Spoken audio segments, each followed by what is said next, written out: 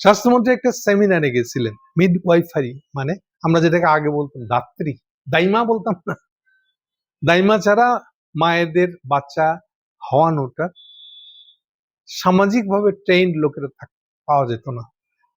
Socially কিন্তু hospital বানায় না, এটা সামাজিকভাবে যে সিস্টেম ছিল ওটাকে আমরা বলতাম দাইমা। আমাদের কালে, অন্তত আমার কালে তো বটে, আমরা দাইমার হাতে জন্ম নেওয়া বাচ্চা। সো এইটাকে এখন এরশাদের আমলে যখন হেলথ সিস্টেম ঢেলে সাজানো হয়, তখন এটাকে মিড ওয়াইফারি প্রোগ্রাম বলে চালু হয়েছিল। এটাই আমাদের বাংলা ভাষার দাইমা। মানে ওটা আর ওরকম ট্র্যাডিশনালি কেক আর পুরা কমিউনিটির ভিতরে একটা মহিলা আছে খুব বয়স্ক, খুব অভিজ্ঞ, বাচ্চা হতে যত কমপ্লেক্সিটি দেখা দেয় এটা সে ভালো বুঝে।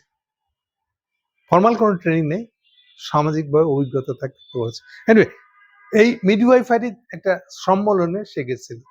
ওখানে গিয়ে আমাদের স্বাস্থ্যমন্ত্রী একটা সাংঘাতিক কথা বলছে, কমিটমেন্ট। নেক্সট শনিবারের মধ্যে প্রত্যেকটা ক্লিনিকে যদি নর্মাল বাচ্চা হওয়ার জন্য, এটাকে বলে লেবার বিভাগ। লেবার কেন? Labour pain. বাচ্চা হওয়ার সময় মায়েদেরকে যেই সেকশনে, হসপিটাল যে সেকশনে নিয়ে যাওয়া হয়, গিয়ে তার বাচ্চা প্রসবটা দেখাশোনা করে। প্রসূতি বিভাগ বলে অনেকে। কাজ হচ্ছে যে ওখানে মায়েদেরকে স্পেশাল তো দেখাশোনা লাগে, ট্রেনিং লাগে, ডাক্তার উপস্থিতি লাগে, নর্মাল যাতে বাচ্চা হয়। বেশিরভাগ ক্লিনিকেরই এই প্রসূতি বিভাগটাই নেই। এটা খুবই জরুরি হয়ে যায় যখন নর্মাল ডেলিভারি হয়। কথা খেয়াল রাখেন, নর্মাল ডেলিভারি হসপিটালগুলোর টেন্ডেন্সি হলো এটাকে সিজারিয়ান বানায় দেওয়া। কেন? পয়সা আসবে, নগদ পয়সা। কিছু একটা বলে দিলে, রোগীকে ভয় দেখাই দিল, আরে আপনি এখনই যদি সিজারিয়ান না করে, আরে বাচ্চা কি জানি হয়ে যেতে পারে, আর আপনি ভয়ে আর রিস্ক নিতে চাইবেন? এর সবচেয়ে বড় প্রমাণ হচ্ছে যে হসপিটালের ভিতরে লেবার ওয়ার্ডই নেই, কারণ সে তো এরকম পেশেন্ট নেয় না, সে সিজারিয়ান হলে নেয়। বলছে এই জিনিসটা শুরু হয়েছিল কবে? তো যাই হোক, শুরু হয়েছিল কবে একটু বলতেছি পরে। আমাদের স্বাস্থ্যমন্ত্রী করছে কি, নির্দেশ জারি করে দিচ্ছে, নেক্সট শনিবারের মধ্যে যদি না করা হয় লাইসেন্স বাতিল করে দিবে সব ক্লিনিক হসপিটালের, প্রাইভেট ক্লিনিক হসপিটাল। পার্সোনালি আমি খুব ভয় পাইছি। আমার একটা দুর্ভাগ্য বা সৌভাগ্য হলো, প্রায় সময় বলি, 79 সালে আমি বুয়েটে ভর্তি হইতে আসছিলাম। বুয়েটে যখন ভর্তি হয়ে এরপরে ক্লাস শুরু হয়ে এই সব কিছু মিলে 8 মাস আমি ছিলাম ঢাকা মেডিকেলের এই ফজল রাব্বি হোস্টেলে। ফলে এটা এমন একটা সময় ছিল যেটা জিয়ার রহমান শেষ হয়ে যাচ্ছে, জিয়ার রহমান আমলটা, এরশাদের আমল শুরু হচ্ছে এই সময়টা। ফলে মেডিকেল চেঞ্জ হয়ে যাচ্ছে কি করে, হেলথ সার্ভিস চেঞ্জ হয়ে যাচ্ছে কি করে, তার জাংশন পয়েন্টে আমি সবকে দেখতেছি। এরপরে শেষের টাইপের আগে দিয়ে বলি, এখন পুরা বাংলাদেশ 2টা সমিতিতে বিভক্ত।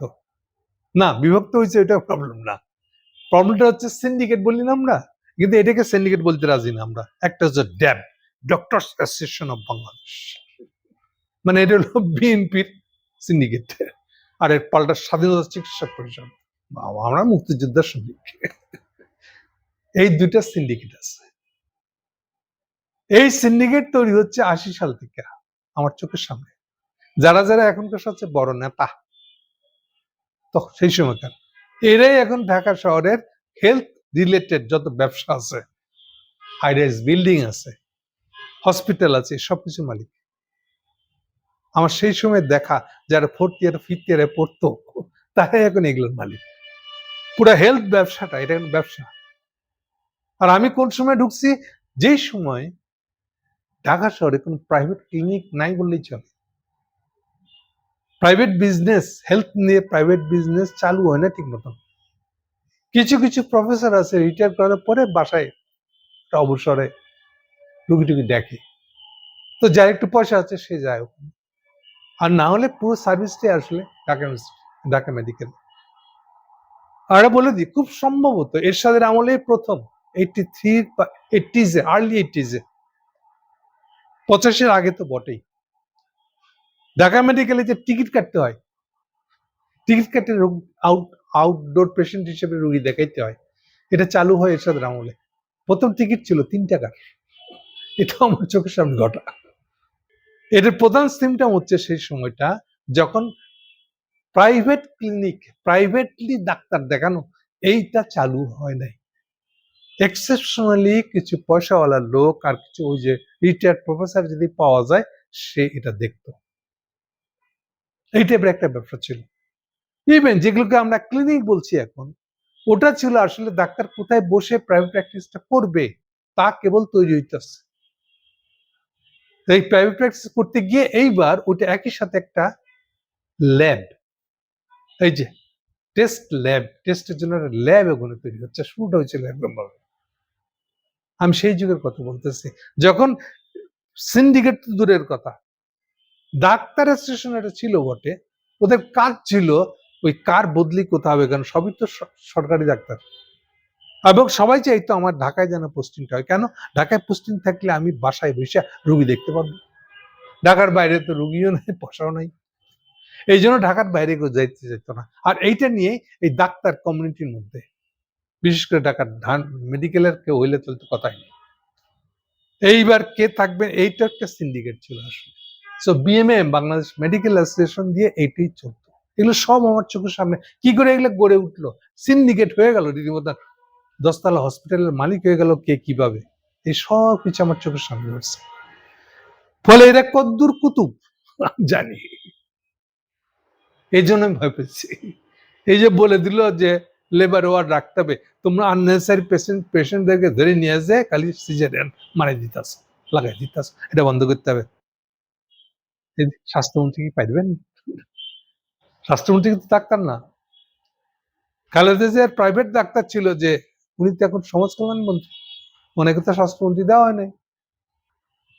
উনি কি এখন ডেভিড অ্যাসোসিয়েশন বানাবে স্বাস্থ্যমন্ত্রীর বিরুদ্ধে?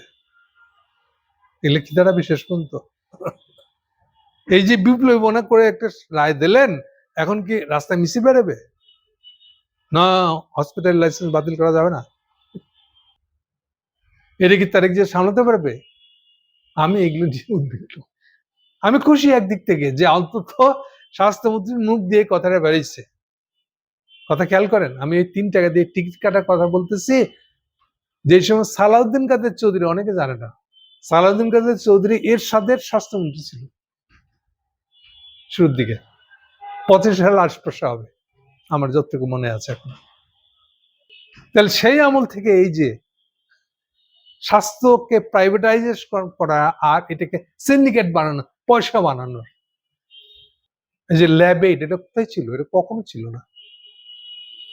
এর ভিতর দেখেন শিকদারেরা এসে ঢুকছে। কোন শিকদার? এনবিএল, ন্যাশনাল ব্যাংকের শিকদার, আওয়ামী গোষ্ঠী। মোস্তফা জালাল মহিউদ্দিন লালবাগ থেকে দাঁড়াইছে, ছাত্রলীগের প্রেসিডেন্ট ছিল, জালাল জাহাঙ্গীর গ্রুপ প্যানেলের। এ হলো আরেকটা কুতুব। এই সব কিছু আমার চোখের সামনে ঘটছে, এই জন্য আমি ভীত। এই যে 2টা পেশাজীবীর নামে যে সিন্ডিকেট বানায় নিছে পুরো হেলথ সিস্টেমটাকে, এর ভিতরে কোনো কিছু তারা ডেভেলপ করতে দেয়নি। সবচেয়ে অসুবিধা হয়েছে আমাদের purchasing power compare to health service. Service যাদের দেওয়ার কথা তাদের তুলনায় পারচেসিং পাওয়ারটা বেশি আমাদের। ফলে ডাক্তাররা ফেলাইছে, রে আমি দোকান খুলতে আসবি না, কই যাবি, তো তাতে এখন পয়সা আছে, আমার বাসায় কাজ করার মেয়েটা মনে করেন, সে চাইলে এখন 200-300 টাকা দিয়ে একটা ডাক্তার দেখাইতে পারে। তাহলে ডাক্তারের এইবার ফেলায় ছড়াই কেমন রুগী পাইবে ওর হিসেব করেন। তাহলে হেলথ সিস্টেম কোথায় গিয়ে দাঁড়াবে? এখন আপনি করতেছেন এটা না দিলে লাইসেন্স বাতিল করে দেবো, পারবেন তো? পারলে তো আমি সবচেয়ে খুশি হই, কিন্তু আমি উদ্বিগ্ন, কারণ এদের সবাইকে আমি চিনি, এবং হাসিনা আমলে তারা যে সিস্টেমটা বানাই দিয়ে গেছে, তারেক সরকারের আমলে এই সিস্টেমটা কেউ ভাঙতে পারবে? মিনিমাম একটা ন্যায়ের জায়গায় ফেরাতে পারবে? আমি ভীত। দোয়া করি যেন স্বাস্থ্যমন্ত্রী বিজয় লাভ করে। Thank you.